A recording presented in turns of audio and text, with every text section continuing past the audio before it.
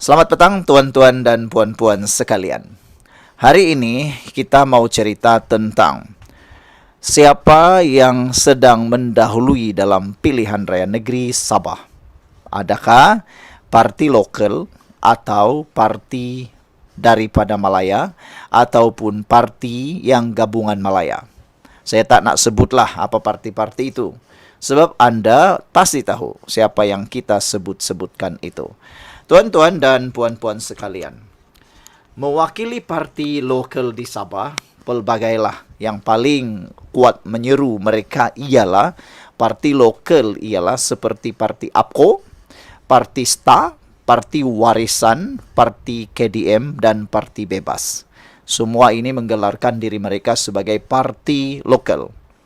Namun demikian, siapa sebenarnya yang dapat memperjuangkan rakyat Sabah?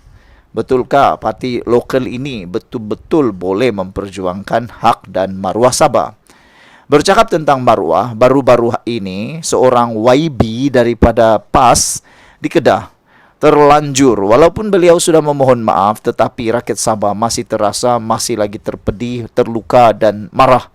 Rasa terhina kerana maruah rakyat Sabah dicalar dengan hanya sebungkus roti gardenia. Tuan-tuan dan puan-puan, calon daripada Sabah pun sudah dinyatakan, terutamanya Ronald Kiandi. Calon bukan PAS tapi Perikatan Nasional, seangkatan dan sekumpulan atau segabungan dengan PAS di Perikatan Nasional sudah menegur YB Exco Kedah itu dengan perkataan yang agak kasar dan keras. Dia kata palui.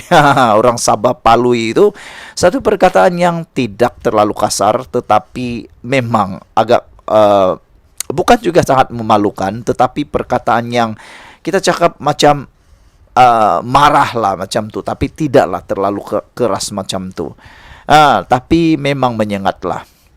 Apabila Ronald Kiandi kata kita di Sabah tidak dapat digadai dengan hanya sebungkus roti gardenia. Calon di Karabunai pun sudah menyatakan kita tidaklah seperti itu. Nah, tuan-tuan dan puan-puan sekalian, dengan kemunculan Parti Pakatan Harapan dan Barisan Nasional dalam pilihan raya negeri Sabah, siapa agak-agaknya yang dapat memperjuangkan hak Sabah dan maruah Sabah? Ada beberapa pengulas politik, rakan-rakan politik saya, mereka kata parti lokal Sabah pun tidak dapat memperjuangkan hak dan maruah Sabah. Tapi di sebelah pula mengatakan bahawa ada juga yang mengatakan bahawa jangankan parti lokal, parti daripada Malaya, parti gabungan daripada Malaya juga tidak akan mampu memperjuangkan hak Sabah. Dua-dua pun tidak memperjuangkan, kata mereka. Tetapi ada juga yang mengatakan bahawa lokal Sabah ni ada harapan untuk memperjuangkan hak Sabah. Terutamanya kata mereka parti-parti yang sudah lama berjuang seperti APKO, seperti STA, seperti KDM dan sebagainya. SAPP, adalah juga yang kata Warisan dan sebagainya. Tapi itulah, perkara ini sangat subjektif. Kita hanya tahu semua itu apabila mereka menang. Tapi ada lagi satu angkatan yang kata jangan ambil risiko. Saya menilai di dalam ruangan Facebook, di TikTok, di YouTube, dalam ruangan komen mereka, pelbagai komen. Ada yang kata jangan ambil risiko. Saya tak tahulah apa yang risiko yang jangan diambil itu, tapi mereka kata jangan ambil risiko. Nah, apabila itu berlaku, saya teringat pilihan raya ini bukan tiap-tiap hari dibuat. Ia ambil masa 5 tahun. Salah undi 5 tahun menderita, betul undi 5 tahun berjaya atau 5 tahun menikmati. Kalau anda mahu salah undi, pilihlah yang salah. Tapi kalau anda mahu undi yang betul, pilihlah yang betul. Kalau anda tanya kepada saya, apa tips untuk mengundi? Senang saja. Pikirlah tentang hak dan maruah Sabah. Siapa yang dapat memperjuangkan? Ya, itu sangat subjektif.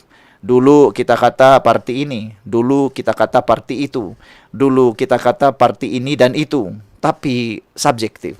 Dia hanya akan berlaku apabila orang yang kita pilih itu betul-betul mempunyai keinginan untuk memperjuangkan hak dan maruah Sabah. Siapapun dia, kita berdoa supaya dapat dipilih itu betul-betul berani, betul-betul memperjuangkan memang benar hak dan maruah Sabah. Sekian dulu untuk kali ini. Jangan lupa tinggalkan komen Anda. Bye-bye. Sebelum kita teruskan ulasan hebat ini pada petang ini, izinkan dulu saya berkongsi dengan Anda semua. Ini ialah terapi imun transfer factor for life. Terapi imun yang meningkatkan daya imun badan kita sehingga 400%. Secara umum dan ringkasnya, apabila imun badan kita lemah, apabila imun kita bodoh, apabila imun badan kita tidak seimbang, kita kena penyakit dan sukar sembuh daripada semua jenis penyakit. Imun badan yang tidak seimbang juga menyebabkan kita kena autoimun. Tuan-tuan dan puan-puan sekalian, apabila imun badan kita jadi kuat, bijaksana dan seimbang, imun badan kita lah yang akan menyembuhkan semua jenis penyakit yang ada di dalam tubuh badan kita. Terapi imun ini mendidik, mengajar, menguatkan dan menyeimbangkan imun badan kita. Sebelum ini, apabila imun badan kita jadi lemah, bodoh dan tidak seimbang, imun badan kita gagal untuk menghapuskan semua akar penyakit yang bertumbuh di dalam tubuh badan kita.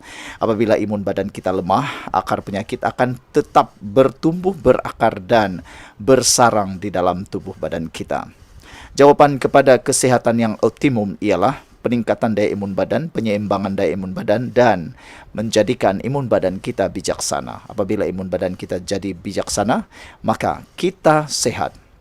Cepat dapatkan produk hebat ini melalui nombor telefon saya yang tertera. Produk ini lulus KKM, halal dan diperakui oleh doktor-doktor di seluruh dunia. Tuan-tuan dan puan-puan, ini mungkin jalan penyelesaian kepada masalah Anda yang Tuhan hantar kepada Anda semua. Mungkin Anda sudah berdoa bertahun-tahun untuk masalah kesehatan Anda, dan ini jawaban yang Tuhan hantar untuk Anda semua. Jom kita sambung berpolitik lagi. Salam sejahtera, terima kasih karena bersama dengan saya di Nazilin Unity Channel. Ini keputusan terkini survei kita di lapangan berkait dengan pilihan raya negeri Sabah. Tuan-tuan dan puan-puan sekalian, tidak dapat dinafikan pertembungan pilihan raya di Sabah pada kali ini.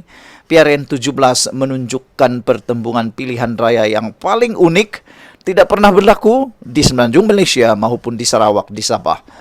Kali ini di Sabah, semua kerusi yang dipertandingkan kini dipertandingkan atau dipertandingi ataupun bilangan yang bertanding melebihi 5 kerusi. Tiada satu kerusi pun yang menang tanpa bertanding 1 lawan 1 atau 2 lawan 1 atau 3 penjuru. Semua penjuru paling kurang 5. Ini yang kita dapat di lapangan hari ini. Jadi apa yang kita dapat peroleh? Tuan-tuan dan puan-puan, banyak yang kita boleh ulas tentang isu ini. Pertama sekali ialah betapa rakusnya orang mahu kuasa. Sebelum saya ulas siapa yang mau menang, kita ulas dulu apa yang kita boleh dapat di lapangan. Pertama sekali, betapa rakusnya orang mahu kuasa sampai semua orang pun mau bertanding. Kalau di kawasan saya ada 11 penjuru dengan bilangan rakyat tidak lebih daripada 30.000 orang. Kalau saya tidak silap kurang daripada itu, kita ada 11 penjuru. Bayangkan tuan-tuan dan puan-puan. Jadi itu sebabnya saya kata, di tempat yang lain ada lagi 14 penjuru.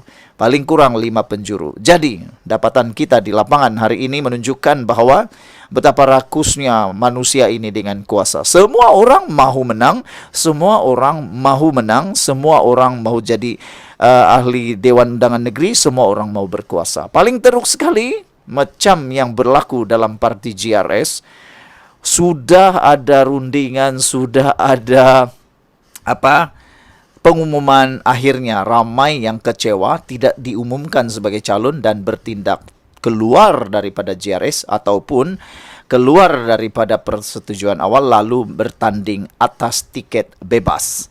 Paling kuat sekali berlaku di Bandau, kalau saya tak silap Bandau di area kami, yaitu Datuk Maijul Mahab telah pun bertanding atas tiket bebas.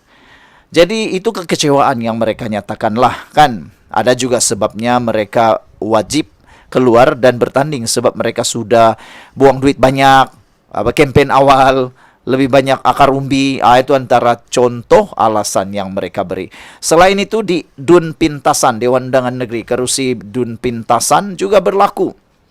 Di sana pun berlaku pintasan.